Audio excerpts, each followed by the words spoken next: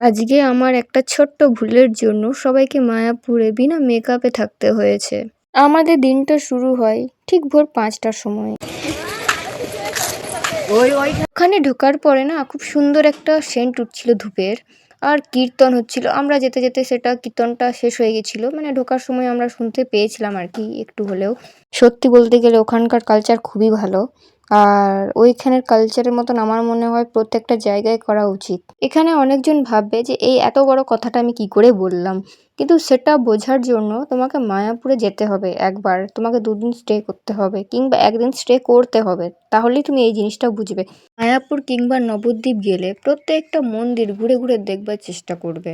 ওখানের মন্দিরগুলোতে কিছু কিছু আলাদা ব্যাপার স্যাপার আছে, কারণ ওটা না গেলে তোমরা বুঝতে পারবে না।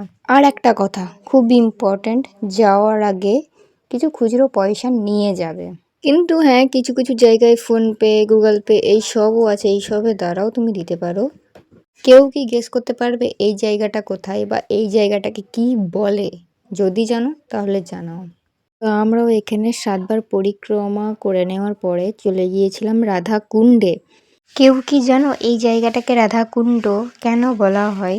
আর এখানে প্রচুর প্রচুর মাছ ছিল।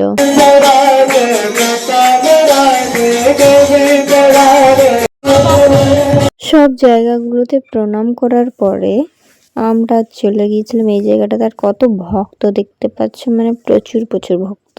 যখন আমরা মায়াপুরে এসে পৌঁছাই ঠিক তখনও এরকম নাম জপ করছিল ভগবানের। তারপরে অনেক জোরে খিদে পেয়ে গেছিল আর আমরা চলে গেছিলাম ভোগ খাওয়ার জন্য। আর তারপরে দেখছি এত বড় একটা লাইন।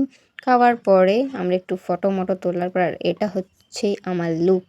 এবার এখানে অনেকজন বলবে তুমি তো বলছো মেকআপ টেকআপ এইসব কিচ্ছু নিয়ে যাওনি, তবে হ্যাঁ এটা ফিল্টার ছিল।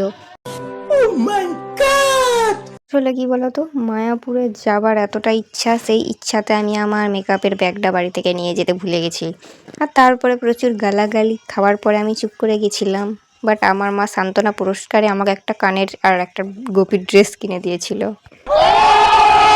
তারপর আমরা ওখান থেকে ডাইরেক্ট গোশালায় চলে গিয়েছিলাম ঘি নেওয়ার জন্য। এখানে একটা বিষয়ে খুবই স্ক্যাম হয়, সেটা হচ্ছে ঘি। প্রচুর লোক এখানে নকল ঘি বিক্রি করে, তাই তোমরা গোশালা থেকে ঘি নেওয়ার চেষ্টা করবে। তারপর আমরা নবদ্বীপে চলে এসেছিলাম। এগুলো সব নবদ্বীপেরই সিন।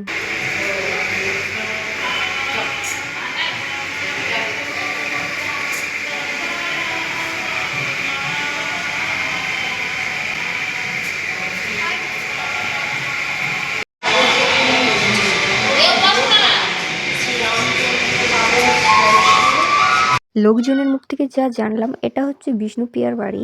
আর এইখানে দেখো,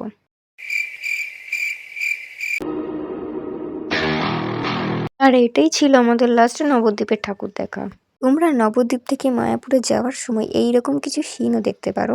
আমরা সেটাকে অ্যাভয়েড করে আমরা যাব মায়াপুর। এবার যারা বলছো যে আমি মেকআপ করেছি, তারা এটা দেখো, এটা বিনা ফিল্টারের লুক। আর এদিকে দেখো কত নৌকা। আর এখানে না প্রত্যেকটা ঘাটেই এই রকম রাস্তা করা ছিল বাঁশের। তো আমার তো প্রথমবার দেখা, কেমন জানি সবকিছু নতুন নতুন লাগছে। এটা হচ্ছে মায়াপুরের সন্ধ্যাবেলার লুক, সেই লাগছে না দেখতে? মায়াপুরে এলে মায়াপুরের ফুচকা অবশ্যই ট্রাই করবে। এখানে আজকে একটা মজার ঘটনা ঘটে গেছিল। আমরা ফুচকা খেতে খেতে একটা লোক হঠাৎ করে বলছে, ভাইয়া আপনি পেঁয়াজ ডালনা ভুল গে। এটা শোনার পর সেই লেভেলের হেসেছি।